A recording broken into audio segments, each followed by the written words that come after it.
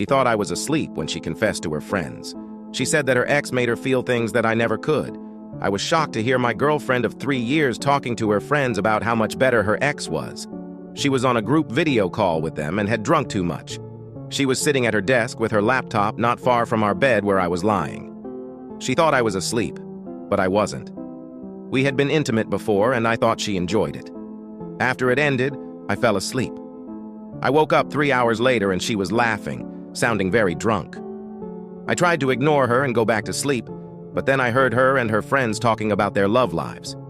She said that being with me was fine, and sometimes she just pretended to enjoy it and let me have my fun. It hurt me then. They started talking about their best experiences, and she said that her ex made her feel things she had never felt before. She said she lost control of her body when he touched her. Apparently, he was bigger than me and completely filled her. She said she missed feeling that way, and that he was the best she had ever had. I felt like crying. I stayed silent for another hour, trying not to let her hear me. Finally, she ended the call and came back to bed.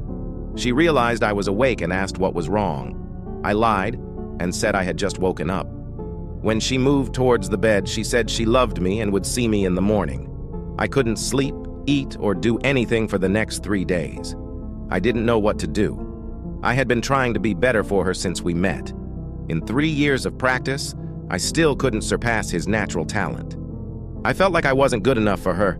I felt selfish for staying with her when she obviously wanted someone else. Her ex cheated on her and left when he found out. She would have stayed with him. I felt like I was nothing compared to him. We weren't intimate for the next 3 days because I couldn't even bear the idea of trying to please her.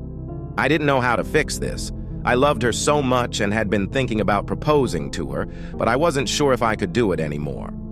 After the 8th day of avoiding her and rejecting her advances, she asked me, almost crying, what was wrong and why I didn't want her anymore. I wasn't ready to talk about it yet, so I just said I wasn't in the mood. She didn't believe me and asked what she had done wrong. I told her I needed some time alone, and she insisted on knowing why. You can now check part 2 by pressing share then more.